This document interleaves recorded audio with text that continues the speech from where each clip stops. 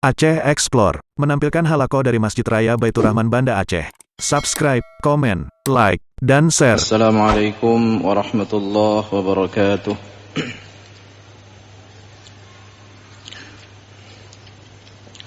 Alhamdulillahi rabbil alamin. Wassalatu wassalamu ala al-mab'uthi rahmatan lil alamin. Sayyidina wa maulana Muhammadin wa ala alihi wa sahbihi ajma'in. Subhanaka la ilma lana illa ma 'allamtana innaka antal alimul hakim. Allahumma 'allimna ma yanfa'una wanfa'na bima 'allamtana wa zidna ilma. Hadirin wal hadirat, kaum muslimin dan muslimat, jamaah salat maghrib yang dirahmati Allah subhanahu wa ta'ala. Marilah kita senantiasa memanjatkan puji beserta syukur kepada Allah subhanahu wa ta'ala, yang mana pada kesempatan hari ini kita masih dapat melaksanakan berbagai aktivitas kita,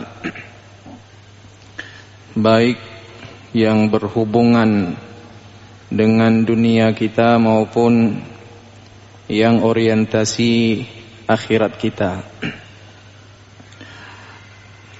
Hadirin berbahagia, sidang jamaah maghrib rahimakumullah.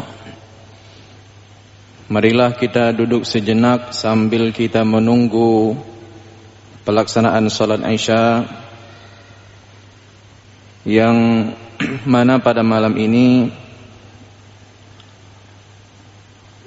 seperti yang terjadwal secara rutin, yang menyampaikan halaqah maghrib adalah Ustadz Gamal Akhyar dengan materi pelajaran mawaris. Beliau berhalangan hadir pada malam yang berbahagia ini. Oleh karena itu, sambil kita menunggu Isya, marilah kita mendengarkan, memperdalam ilmu agama kita. Mudah-mudahan ada 1-2 pelajaran yang dapat kita ambil dan berguna bagi kita semua. Hadirin berbahagia, sidang jamaah rahimakumullah. Malam ini kita akan melihat uraian-uraian para ulama tentang pelajaran-pelajaran yang dapat diambil dari kisah Yusuf alaihissalam, yaitu tentang satu episode ketika beliau dijadikan tamu istimewa oleh Raja Mesir, diundang ke istana sebagai tamu yang istimewa. Al-Quran menyebut bagaimana perkataan daripada Raja Mesir, innakal yawma ladaina makinun amin. Pada hari ini engkau memiliki tempat yang tinggi di sisi kami dan juga lagi terpercaya. Hadirin berbahagia, kisah Yusuf alaihissalam ini adalah salah satu kisah yang sangat populer, dan bahkan banyak di antara kita yang begitu faham, begitu mengerti, tahu, bahkan bisa mengisahkan, menceritakan kepada orang lain bagaimana perjalanan Yusuf alaihissalam sejak ia dibuang oleh saudaranya sampai kemudian diambil oleh seorang pedagang, kafilah dagang yang lewat di dekat sumur tersebut, yang kemudian Yusuf dibawa ke Mesir, kemudian dijual sebagai budak dan dibeli oleh seorang raja Mesir sampai akhirnya beliau masuk penjara, kemudian beliau diangkat oleh raja Mesir sebagai menteri. Salah satu menteri, kalau bahasa sekarang ulama-ulama kita sering menyebut menteri pangan, menteri ekonomi, dan menteri keuangan dan sebagainya. Nah, hadirin berbahagia, sedikit tentang cerita kisah Yusuf alaihissalam ini. Kisah Yusuf alaihissalam, hadirin berbahagia, di dalam Al-Quran itu unik dan istimewa. Kenapa demikian? Karena kisah Yusuf alaihissalam ini salah satu kisah yang dikisahkan oleh Allah Subhanahu wa taala dalam satu surat saja. Meskipun nama Yusuf terdapat penyebutannya di dalam beberapa surat yang lain, yang namun kisah perjalanan hidup Nabi Yusuf alaihissalam itu secara, boleh dikatakan secara rinci dibandingkan dengan kisah-kisah yang lain, itu disebutkan lengkap, ya, sesuai periodenya, perkembangan Yusuf sejak kecil sampai beliau diangkat menjadi menteri. Ini khusus diceritakan di surah Yusuf saja, tidak ada dikisahkan di surat yang lain. Berbeda dengan kisah-kisah Nabi yang lain, misalnya Nabi Musa, misalnya Nabi Ibrahim, Nabi Ismail, Ishak, dan seterusnya. Itu ceritanya banyak terdapat di berbagai surat. Ada beberapa surat, misalnya Nabi Ibrahim alaihissalam. Kita temukan cerita Nabi Ibrahim alaihissalam di dalam surah Al-Baqarah, misalnya di akhir juz 1 misalnya. Itu bercerita tentang pembangunan Ka'bah, misalnya pembangunan Baitullah. Kemudian nanti selanjutnya kisah Ibrahim terdapat di dalam surah Al-Baqarah juga, tetapi sudah di penghujung Al-Baqarah, cerita bagaimana dialog antara Ibrahim dengan Allah Subhanahu wa taala ketika Nabi Ibrahim alaihissalam meminta kepada Allah Subhanahu wa taala tentang untuk diperlihatkan kekuasaan Allah Subhanahu wa taala, untuk diperlihatkan bukti-bukti wujudnya, bukti-bukti eksistensi Allah Subhanahu wa taala, yang mana disebutkan di situ Rabbi arini kaifa tuhyil mauta, misalnya Rabbi arini kaifa tuhyil mauta qala awalam tu'min qala bala walakin liyatma'inna qalbi. Nah, artinya Ibrahim ketika itu meminta ditunjukkan bukti kekuasaan Allah Subhanahu wa taala. Lalu Allah mengatakan awalam tu'min, tidakkah engkau beriman wahai Ibrahim? Qala bala, tidak ya Allah, aku beriman, tetapi bukti-bukti yang dapat yang dapat kusaksikan dengan mataku itu lebih menenteramkan jiwaku. Nah, ini beberapa kisah-kisah Nabi yang lain itu terdapat potongan-potongannya di dalam berbagai surat, tersebar di beberapa surat. Nah, hadirin berbahagia, pada kesempatan yang berbahagia ini kita akan melihat satu potong ayat saja. Bagaimana kita lihat uraian-uraian yang disampaikan oleh para ulama, terutama sekali ayat yang menyebutkan ij'alni, qala ja'alni ala khazainil ardi inni hafizun alim. Kemudian ketika Yusuf alaihissalam sampai di istana Raja Mesir, beliau mengatakan ij'alni ala khazainil ardi inni hafizun alim. Wahai Tuan Raja, angkatlah atau jadikanlah daku sebagai khazainil ard, ya. Sebagai para ulama kita, para mufassir itu sering mengartikan ataupun menerjemahkan ataupun menafsirkan khazainil ardh ini dengan satu jabatan penting di dalam sebuah pemerintahan. Menteri misalnya, menteri pangan, menteri ekonomi, menteri perdagangan dan sebagainya. Ini istilah-istilah khazainil ardh ini yang apabila kita artikan di dalam konteks kekinian itu jabatannya setingkat menteri mungkin. Inni hafizun alim. Sesungguhnya aku adalah orang yang menjaga amanah lagi memiliki ilmu. Kita berhenti sejenak di sini hadirin berbahagia. Yang pertama di sini ada uraian-uraian para ulama yang sangat panjang tentang bagaimana hukum meminta jabatan. Bagaimana hukum meminta jabatan? Pertama kita akan melihat salah satu pendapat ya, salah satu pendapat seorang mufassir yaitu Imam Al-Qurtubi di dalam kitab beliau, dalam kitab tafsir beliau, bagaimana Imam Al-Qurtubi ini memberikan komentar terhadap ayat ini. Kata Imam Qurtubi, wadallatil ayah ala jawazi ayatlubal insanu amalan yakunu lahu ahlan.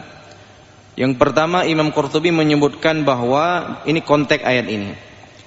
Dibolehkan bagi seseorang untuk meminta satu pekerjaan yang ia memiliki kapasitas di bidang itu.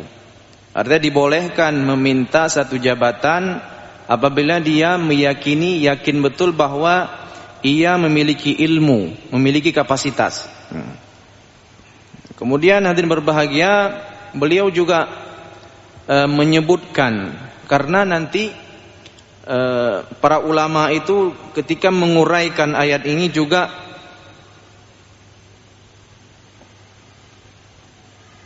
menyampaikan banyak ataupun beberapa hadis-hadis Nabi sallallahu alaihi wasallam yang secara redaksi itu kontra dengan ayat ini. Artinya ada hadis-hadis Nabi sallallahu alaihi wasallam yang menyebutkan ataupun ada pelarangan bagi seseorang untuk meminta jabatan, meminta satu jabatan. Itu ada beberapa hadis Nabi sallallahu alaihi wasallam. Sehingga Imam Al-Qurtubi mengatakan apabila ada orang-orang yang mengkontraskan ya ayat ini dengan hadis Nabi sallallahu alaihi wasallam. Nanti akan kita baca ada beberapa hadis Nabi sallallahu alaihi wasallam yang melarang seseorang untuk meminta jabatan, dan juga ada hadis Nabi sallallahu alaihi wasallam yang menggambarkan misalnya seorang yang meminta jabatan, itu kata Nabi sallallahu alaihi wasallam itu lebih berbahaya dari seekor serigala yang dilepaskan di tengah kerumunan kambing. Ada lebih berbahaya orang yang meminta jabatan daripada seekor singa yang dilepaskan di tengah-tengah gerombolan kambing. Ini ada gambaran Nabi sallallahu alaihi wasallam. Jadi apabila ada orang ataupun ada ulama yang mengkontraskan ayat ini dengan hadis Nabi sallallahu alaihi wasallam, bagaimana?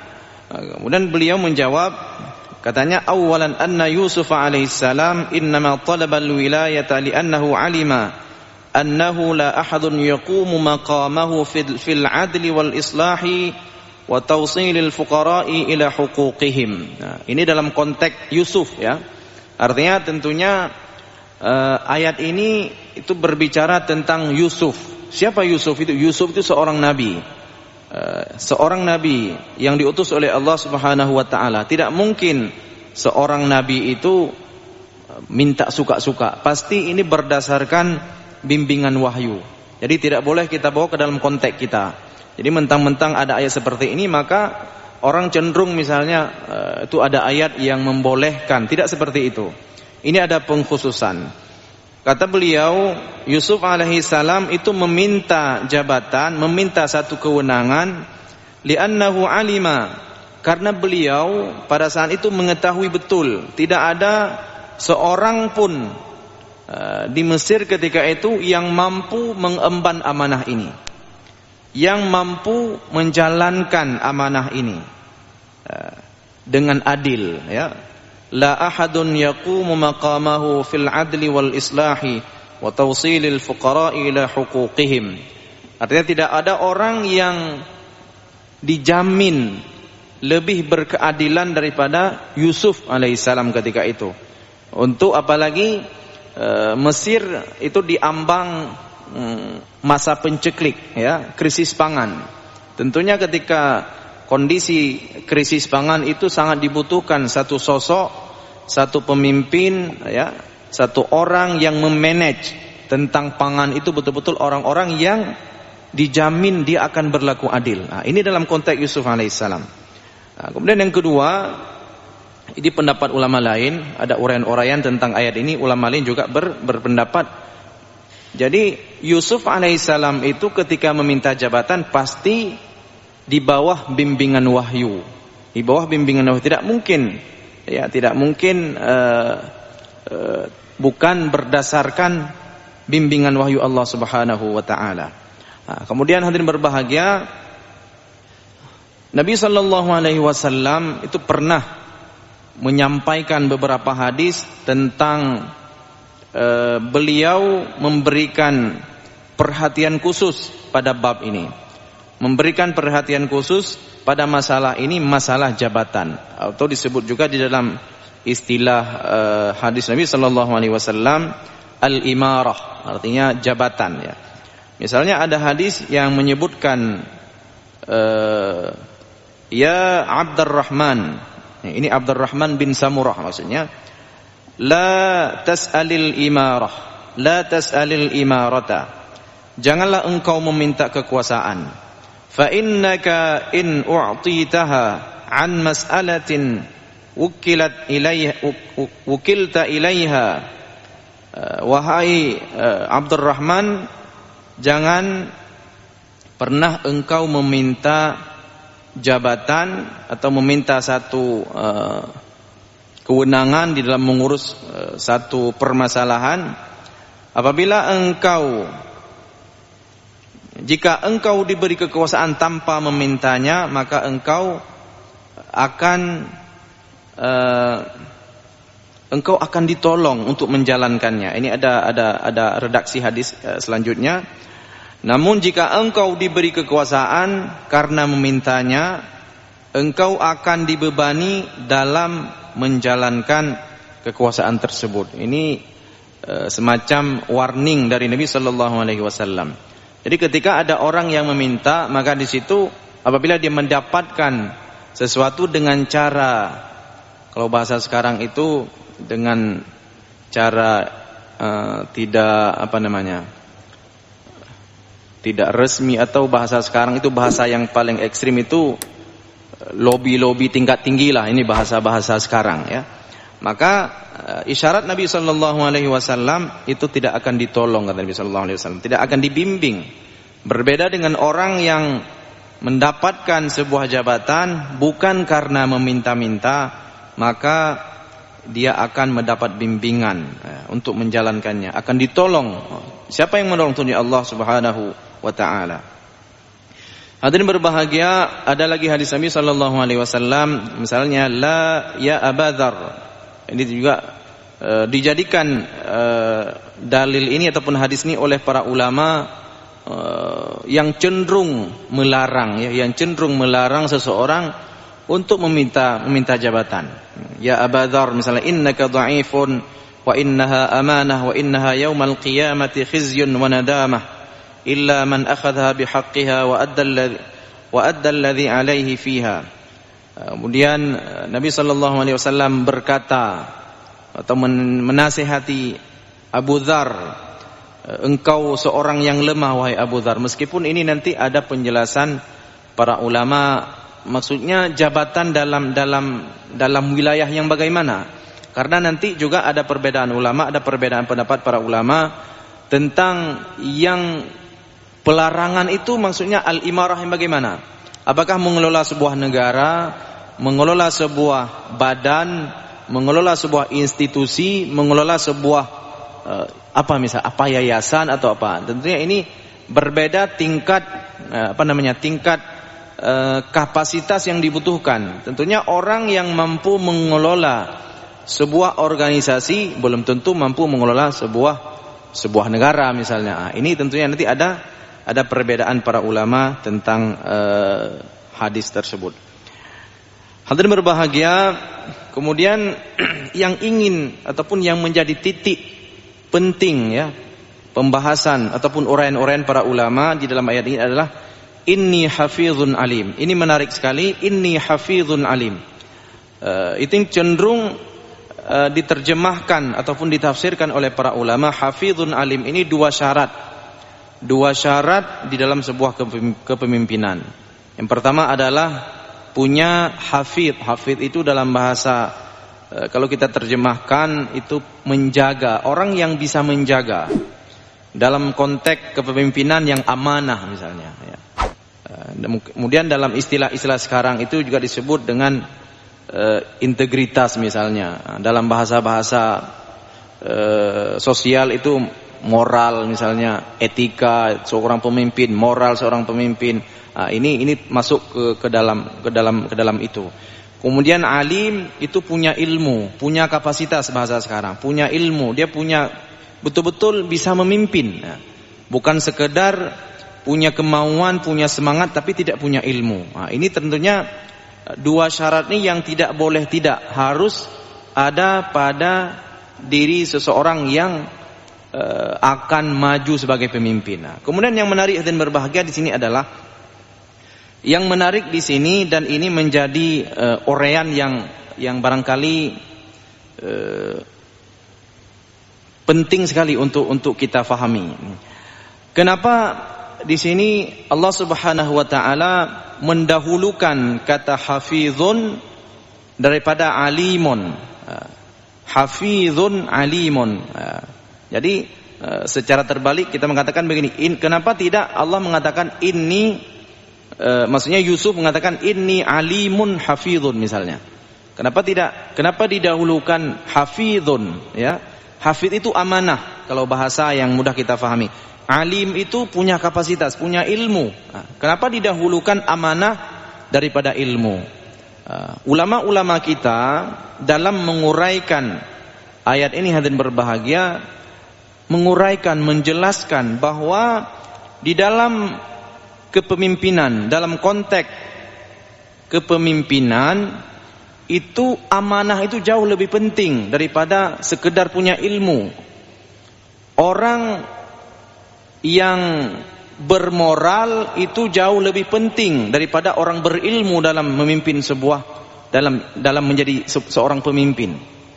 Bermoral itu jauh lebih penting ya daripada berilmu. Bukan maksud mengatakan lebih baik pemimpin itu lebih baik orang bermoral meskipun gak ada ilmu, bukan seperti itu cara berpikirnya. Tetapi orang yang berilmu lagi bermoral itu jauh lebih penting daripada orang berilmu tapi tidak punya moral. Begitu kira-kira.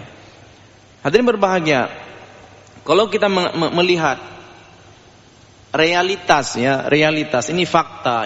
Fakta ini bisa kita lihat pengalaman kita ya sebagai orang yang mungkin sudah melalui beberapa fase masa di dalam dunia perpolitikan ya, dalam dunia kepemimpinan. Kita menyaksikan misalnya orang-orang yang terlibat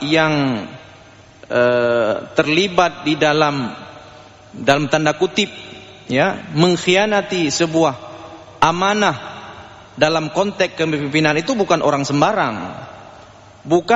sembarang, tetapi yang terjadi hari ini hadirin berbahagia, ini sejarah mencatat orang-orang yang tidak amanah di dalam sebuah kepemimpinan itu rata-rata orang alim, orang pandai, orang punya pendidikan tinggi. Dia tahu semuanya, pakar ekonomi, pakar apa, bahkan pakar agama begitu. Tetapi karena moral tadi duluan alimnya daripada moralnya, makanya fakta sekarang menunjukkan itu orang-orang yang terlibat di dalam pengkhianatan, dalam tanda kutip pengkhianat kepemimpinan, khianat terhadap amanah, itu adalah boleh jadi selevel profesor doktor misalnya. Apa kurangnya ilmu mereka? Tetapi karena moralnya di belakang ilmu, maka ilmu itu seolah tidak berguna.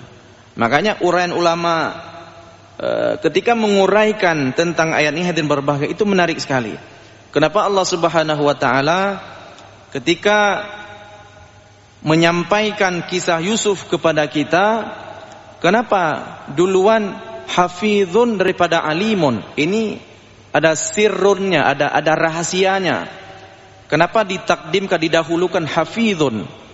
Karena kata para ulama, amanah itu jauh lebih penting, hadirin berbahagia. Amanah jauh lebih penting dari sekedar berilmu. Amanah lebih penting daripada berilmu. Tapi jangan dibalik. Bukan berarti orang yang bermoral nggak punya ilmu nggak apa-apa mimpin. Bukan seperti itu.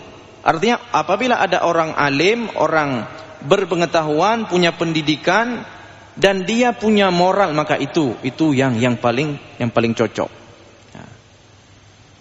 Sebaliknya hadirin berbahagia, ada orang-orang misalnya, orang-orang yang tidak punya pengetahuan, tidak punya ilmu, dan tidak punya moral misalnya. Atau nggak usah kita cerita nggak punya moral. Ada orang nggak berilmu misalnya. Orang nggak berilmu, kemudian dia menjadi seorang pemimpin. Apa yang terjadi? Dia nggak ngerti.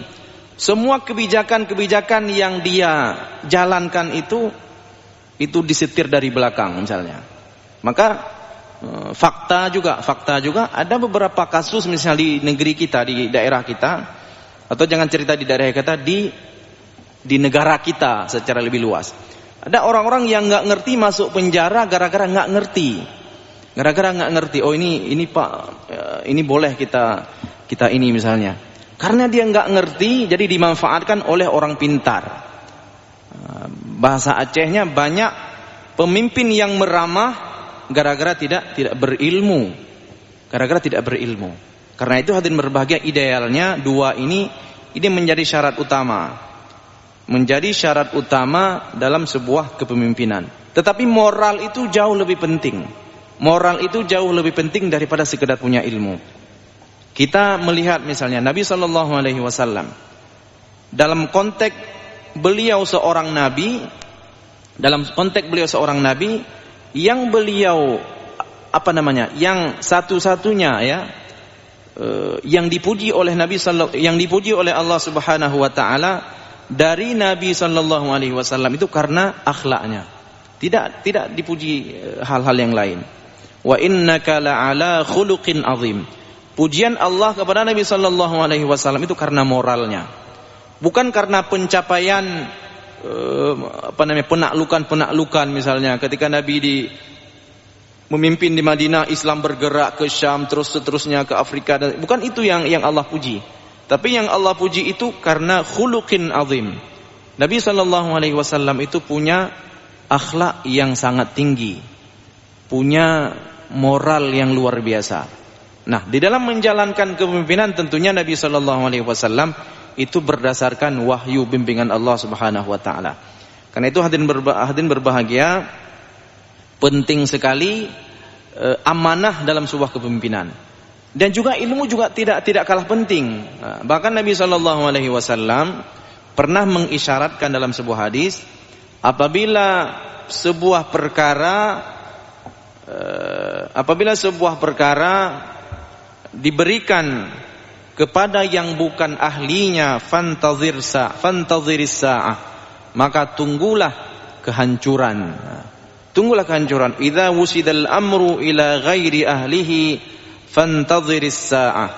Apabila sebuah kewenangan, sebuah jabatan diberikan kepada orang yang bukan ahlinya, maka fantadhiris sa'ah, maka tunggulah kehancuran, kata Nabi sallallahu alaihi wasallam. Hadirin berbahagia, barangkali inilah uraian-uraian daripada sepotong ayat di dalam surah Yusuf. Mudah-mudahan memberikan pencerahan kepada kita, memberikan pengetahuan terhadap dalam agama kita, dan ini mudah-mudahan bermanfaat bagi kita semua. Aqulu qauli hadza wa astaghfirullah li wa lakum. Wassalamualaikum warahmatullahi wabarakatuh.